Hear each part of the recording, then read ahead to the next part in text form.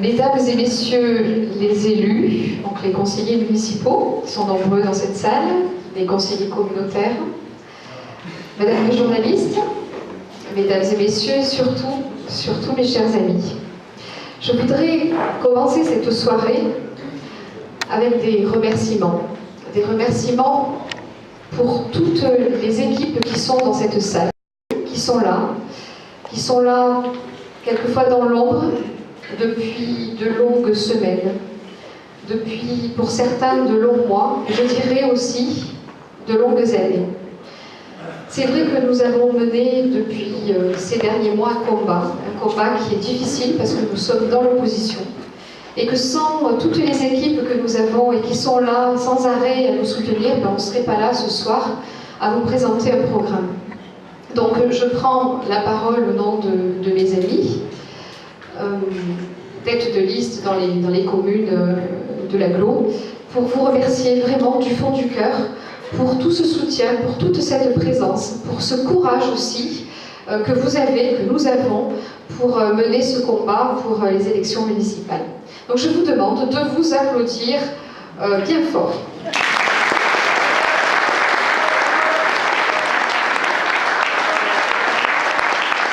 Vous n'êtes pas sans savoir que les élections municipales, cette année, vont conduire à l'élection des conseillers communautaires. Et donc, il y a 3 ans, devant une curiosité électorale qui veut que seuls les élus de la commune d'Aubagne, de l'opposition, soient représentés en conseil communautaire, nous avons décidé de nous unir, nous, conseillers municipaux de l'opposition des autres communes de l'Agglo, pour constituer une association. Et cette association, nous l'avons appelée l'Agglo pour tous. Alors cette association, elle avait un petit peu 2 vocations. La première, c'était de nous réunir pour être informés de ce qui se passait en communauté d'agglomération, parce que c'est vrai qu'il y a de nombreuses compétences maintenant qui sont transférées à la communauté d'agglomération, et puis pour porter aussi notre voix, la voix de nos communes. Et petit à petit, l'opposition s'est faite pour chacune de nos communes, portée par la voix de nos amis conseillers communautaires d'Aubagne. Alors ensemble, nous avons organisé des réunions. Le premier combat que nous avons mené, ça a été notre combat contre le référendum du 13 juin, le faux référendum du 13 juin, où Daniel Fontaine et ses complices ont dépensé l'argent public à des fins de propagande anti-gouvernementale. Vous vous souvenez de ces slogans et puis de cette publicité qui a été faite sur les bus, sur les panneaux. C'était scandaleux parce que c'était fait avec l'argent public, mais avec notre argent. Est-ce que notre argent ne pouvait pas être utilisé à d'autres fins qu'à des fins de propagande électorale? Et puis tout ça pour que les copains de M. Fontaine, aujourd'hui, votent l'intégration de nos communes dans la métropole et que nous n'ayons plus ni de son ni d'image de la part des maires de l'Agglo et de M. Fontaine. Nous nous sommes fortement mobilisés aussi contre le fameux projet du tramway d'Aubagne. Ce fameux tramway du projet d'Aubagne. Le projet du tramway d'Aubagne. Nous avons organisé d'abord des conférences dans chacune de nos communes où des spécialistes sont venus nous parler et nous expliquer pourquoi ce projet, d'abord il était inutile parce qu'il ne répondait à aucun besoin, et puis pour montrer à quel point il allait être onéreux, et ça a été un projet qui a été combattu, mais malgré tout, il est en train de se faire. Nous avons publié des tracts aussi. Nous avons, au moment de l'enquête publique, déposé un dossier avec des documents professionnels que notre ami Joseph Pitera, ingénieur dans les transports, a travaillé pour démontrer d'une façon très professionnelle l'absurdité de ce projet, de ce tramway.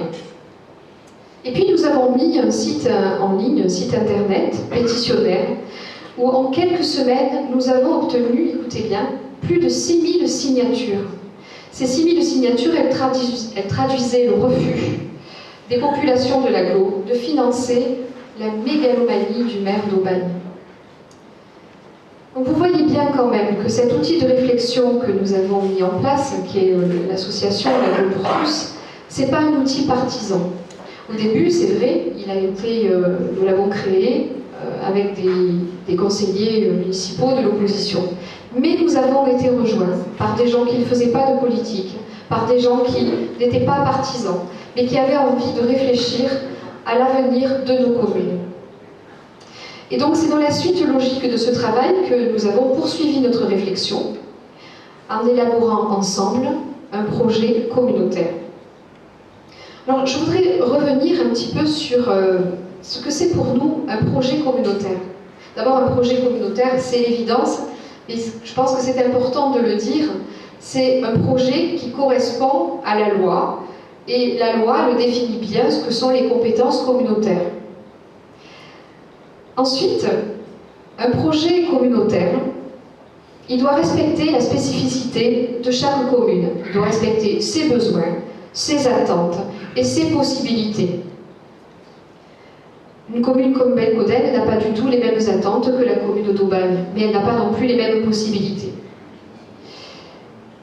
Un projet communautaire, pour nous, il doit être solidaire. Les communes qui composent l'agglo doivent s'entraider. Et la grande commune, n'est-ce pas Sylvia, elle doit être encore plus solidaire que les autres. Et je voudrais aussi préciser que pour nous, la solidarité, ce n'est pas dépenser l'argent public sans compter à des fins personnelles et partisanes. Pour nous, la solidarité, c'est d'aider les communes qui en ont besoin. Mais sans regarder sa couleur politique.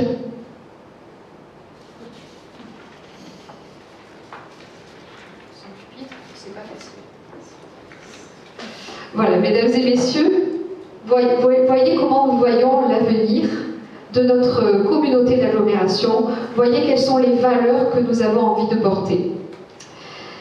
Si nous sommes élus, David Mascarelli à Roquevert, Sylvia Barthélémy à Aubagne, Christophe Zabou à La Penne-sur-Yvonne, Alain Boudboul qui s'excuse, qui n'est pas là ce soir, il est retenu pour des raisons professionnelles à la Bouilladis, Bernard Destros à Cuges et moi-même sur Auriol, nous nous engageons à porter ces valeurs que je viens d'évoquer. Ce soir, nous allons vous présenter notre programme communautaire qui est issu de notre réflexion commune et qui a mûri depuis des mois. Alors, comment on l'a construit ce programme communautaire?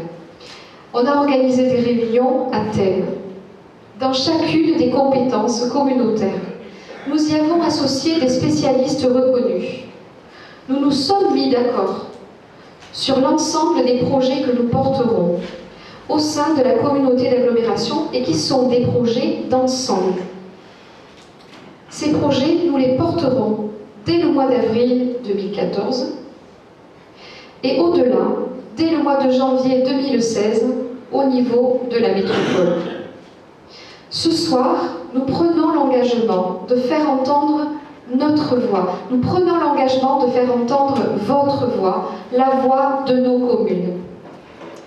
C'est donc avec plaisir que respectivement vous entendrez Sylvia Barthélémy sur le thème du tourisme et des équipements sportifs, David Mascarelli qui vous parlera d'économie locale mais aussi d'urbanisme et d'habitat, Bernard Destros qui vous parlera de l'assainissement et de la gestion en eau, Christophe Zabot développera nos idées sur la gestion des déchets.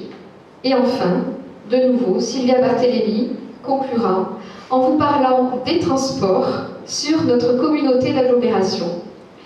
Voilà, je vous remercie de l'attention que vous allez leur porter.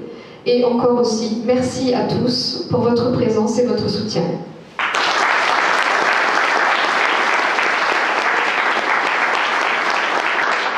Pour conclure un peu rapidement, je crois que vous avez vu quand même que ce projet que nous portons ensemble, c'est un projet qui est réaliste. Qui est réaliste parce que, on a rêvé, hein, je ne vous cache pas qu'on a eu des rêves, qu'on a imaginé des choses encore plus ambitieuses, mais nous sommes quand même des gens réalistes. Et nous avons réfléchi au nerf de la guerre qui était le côté financier, parce qu'il ne faut quand même pas ignorer que nos communes sont endettées. Nous sommes les communes les plus endettées de France quand même. Et donc il fallait qu'on réfléchisse sur comment nous allions financer même les quelques projets que nous avons développés. Et c'est vrai que nous avons pensé, et que c'est un de nos grands objectifs de campagne municipale et de campagne communautaire, c'est au développement économique et touristique. Ça, c'est un point fort, et je crois qu'il faut le souligner, parce que quand on nous voit, on nous dit « mais vous allez financer tout ça comment ?» Mais on y a pensé aussi.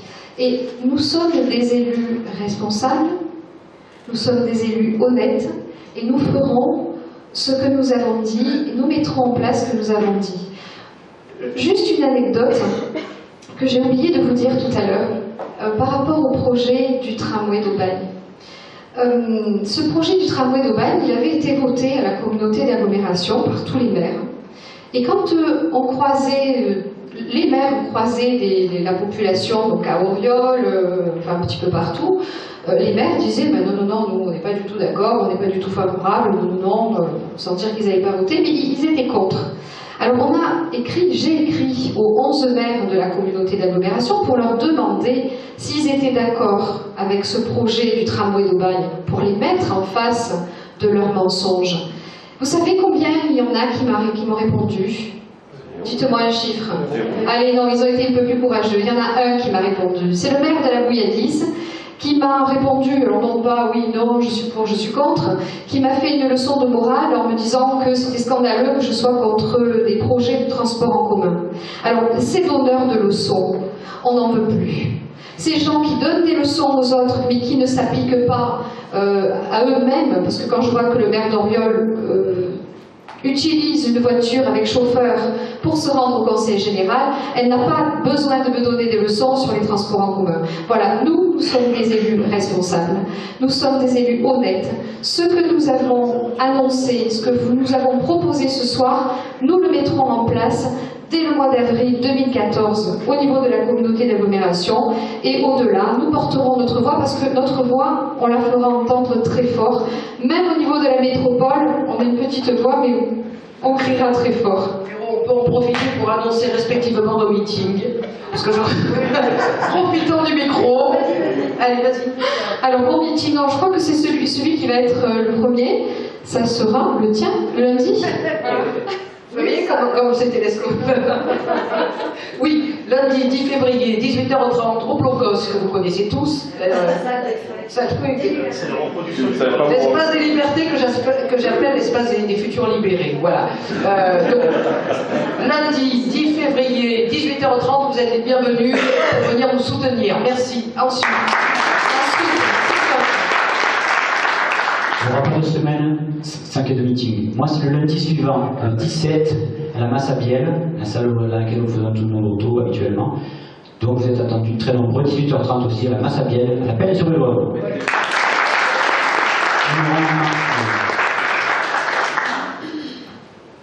Pour Puge, ça sera le 21 février, 18h30, salle des Arcades. À Roquevert, le 28 février. À Pont-de-l'Étoile. Salle des associations. Voilà, et pour Auriol, ça sera le jeudi 13 mars à 19h à la salle des fêtes. Donc on vous attend très nombreux. Nous nous sommes engagés à aller soutenir les amis et on espère que ces réunions publiques seront un succès, à l'image des résultats des élections le 23 et le 30 mars. Voilà, merci, bonne soirée.